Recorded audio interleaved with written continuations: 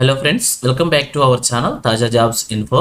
Friends, ఆంధ్రప్రదేశ్లోని వైద్య ఆరోగ్య శాఖలో ఖాళీ ఉన్నటువంటి ఉద్యోగాలని అవుట్సోర్స్ విధానంలో భర్తీ కోసం అఫీషియల్గా నోటిఫికేషన్ రిలీజ్ చేశారు.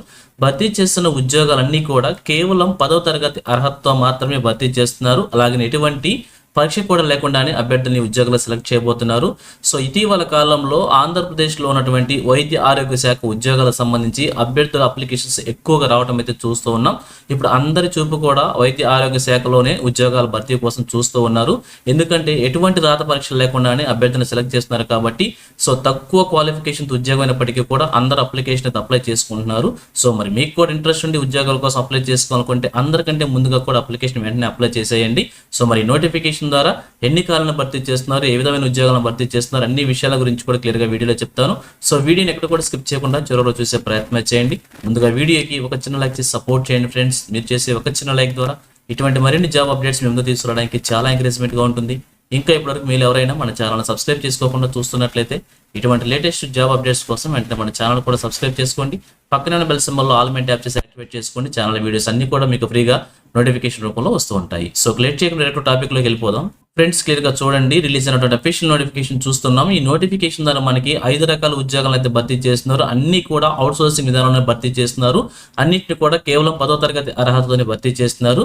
అయితే భర్తీ చేస్తున్నటువంటి ఉద్యోగాలని 2 ప్రాంతాల్లో భర్తీ చేస్తున్నారు. అంటే గవర్నమెంట్ మెడికల్ కాలేజీలో కొన్ని పోస్టులని, అలానే గవర్నమెంట్ జనరల్ హాస్పిటల్స్లో మరి కొన్ని పోస్టులను భర్తీ చేస్తున్నారు. ఈ విధంగా 2 హాస్పిటల్స్లో ఉద్యోగాలు అయితే భర్తీ చేస్తున్నారు. అందరికీ కూడా 15,000 రూపాయల శాలరీగా మెన్షన్ చేశారు. సో భర్తీ చేసిన పోస్టు వారీగా ఎక్కడెక్కడ ఎన్నికలను భర్తీ చేస్తున్నారో సార్ క్లియర్గా చూద్దాం. అలాగే పక్కన రోస్టర్ పాయింట్ వరకు కూడా మెన్షన్ చేశారు. సార్ మీరు క్లియర్గా చెక్ చేసుకోండి.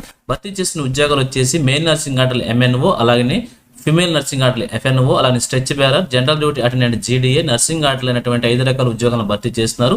MNO సంబంధించి మెడికల్ కాలేజీలో 2 పోస్టులని, GGHలో 3 పోస్టులను భర్తీ చేస్తున్నారు. టోటల్గా 5 వేకెన్సీస్ని ఫిల్ చేస్తున్నారు. అలాగే FNO సంబంధించి మెడికల్ కాలేజీలో 5 ఖాళీలను భర్తీ చేస్తున్నారు. అలాగే స్ట్రెచ్ బేరర్కి సంబంధించి మెడికల్ కాలేజీలో 5 పోస్టులను భర్తీ చేస్తున్నారు. GGHలో 1 పోస్టును భర్తీ చేస్తున్నారు. టోటల్గా 6 పోస్టులను భర్తీ చేస్తున్నారు. అలాగే జనరల్ డ్యూటీ అటెండెంట్ GDA సంబంధించి మెడికల్ కాలేజీలో 6 పోస్టులను భర్తీ చేస్తున్నారు. నర్సింగ్ ఆర్డర్లకు సంబంధించి మెడికల్ కాలేజీలో 2 పోస్టులను భర్తీ చేస్తున్నారు. ఈ విధంగా ఈ నోటిఫికేషన్ ద్వారా ఒక్కొక్క పోస్ట్ సంబంధించిన వేకెన్సీస్ మనం చూస్తాం. షెడ్యూల్ కనుక మనం చూసినట్లయితే అప్లికేషన్ వచ్చేసి మనకి 22/1/2026 నుంచి 31/1/2026 వరకు, అంటే నెల 22వ తారీఖు నుంచి 31వ తారీఖు వరకు కూడా అప్లికేషన్స్ మనం ఫిజికల్గా అంటే ఆఫ్లైన్ మోడ్లో అప్లికేషన్ సబ్మిట్ చేసుకోవాల్సి ఉంటుంది. సో దానికి సంబంధించినటువంటి అప్లికేషన్ ప్రొసీజర్ క్లియర్గా చెప్తాను. ఇక అలాగే ఈ యొక్క 22/2/2026 వచ్చే నెల 20వ తారీఖు లోపల కూడా మీరు ఉద్యోగంలో సెలెక్ట్ అయ్యారో లేదో క్లియర్గా ఇన్ఫర్మేషన్ తెలిసిపోతుంది. ఇంకా అలాగే వీరికి కావాల్సినటువంటి ఎడ్యుకేషన్ క్వాలిఫికేషన్ చూసినట్లయితే ఇక్కడ మేల్ నర్సింగ్ ఆర్డర్లు MNO, ఫిమేల్ నర్సింగ్ ఆర్డర్లు FNO, అలాగే నర్సింగ్ ఆర్డర్లు అనేటువంటి 3 రకాల ఉద్యోగాలకు సంబంధించి 10th క్లాస్తో పాటుగా first aid certificate course complete చేసి ఉండాలని చెప్పి మెన్షన్ చేశారు. అలాగే MNO సంబంధించి మేల్ క్యాండిడేట్స్, FNO సంబంధించి ఫీమేల్ క్యాండిడేట్స్ మాత్రం అప్లై చేసుకోవాలని చెప్పి క్లియర్గా తెలియజేస్తున్నారు. ఇక స్ట్రెచ్ బేరర్కి సంబంధించి కూడా 10th క్లాస్తో పాటుగా ఫస్ట్ ఎయిడ్ సర్టిఫికేట్ కూడా మెన్షన్ చేశారు అనమాట. అలాగే జనరల్ డ్యూటీ అటెండెంట్ ఏ పోస్ట్ అయితే ఉంటుందో ఆ పోస్ట్ సంబంధించి కేవలం 10వ తరగతి అర్హతని భర్తీ చేస్తున్నారు. కాబట్టి ఈ 5 రకాల సంబంధించి కూడా 10th క్లాస్ క్వాలిఫికేషన్ అంటే మాత్రమే అప్లై చేసుకోవచ్చు. కొన్నిటికి ఫస్ట్ ఎయిడ్ సర్టిఫికేట్ అడిగారు, వాటిని కూడా మీరు అటాచ్ చేసుకోవాల్సి ఉంటుంది.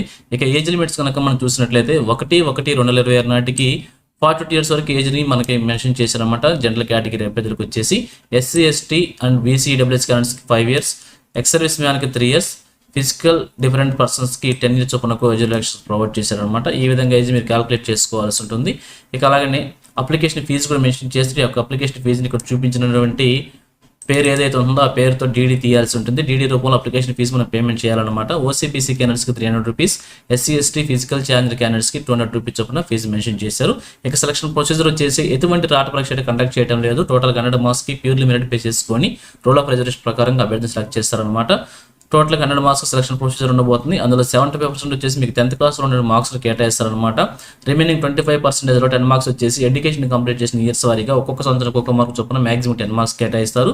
రిమైనింగ్ 15% వచ్చేసి మీరు గవర్నమెంట్ హాస్పిటల్స్ ఇదివరకు కాంట్రాక్ట్ లేదా అవుట్సోర్సింగ్ లేదా హానోరియం బేసిస్లో COVID-19లో వచ్చేసినటువంటి ఎక్స్పీరియన్స్కి సర్వీస్ ఆధారంగా ప్యూర్లీ మెరిట్ బేస్ చేసుకుని అభ్యర్థిని సెలెక్ట్ చేయడం అయితే చూస్తూ ఉంటాం. ఇక అలాగే ఈ యొక్క అప్లికేషన్తో పాటుగా ఏమేమి డాక్యుమెంట్స్ మనం సబ్మిట్ చేసుకోవాలి అన్ని కూడా సెల్ఫ్ అడిషన్ చేసి సబ్మిట్ చేయాలని చెప్పి క్లియర్గా ప్రొవైడ్ చేశారు. ఇందులో మీకు ఎన్నిటికి ఎలిజిబుల్ ఉంటే సర్టిఫికేట్స్ అన్ని కూడా అప్లికేషన్తో పాటుగా మనం సబ్మిట్ చేసుకోవాల్సి ఉంటుంది.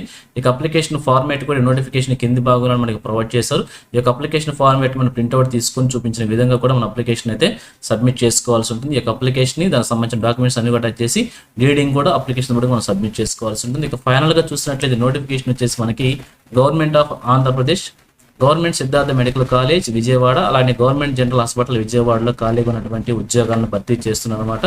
అన్నింటినీ కూడా 10వ తరగతి అర్హతని అవుట్ సోర్సింగ్ విధానంలోనే భర్తీ చేస్తున్నారు. ఇక అప్లికేషన్ ఫార్మేట్ మనం ఆల్రెడీ చూసాం కదా, అప్లికేషన్ ప్రింట్అవుట్ తీసుకొని అప్లికేషన్ ఫిల్ చేసి చూపించిన డాక్యుమెంట్స్కి అటాచ్ చేసి ఈ నెల 22వ తారీఖు నుంచి 31వ తారీఖు వరకు సాయంత్రం 5 గంటలకు అప్లికేషన్ క్యాండిడేట్ వెళ్ళి ఫిజికల్గా సబ్మిట్ చేయాలని చెప్పి క్లియర్గా తెలియజేస్తున్నారు.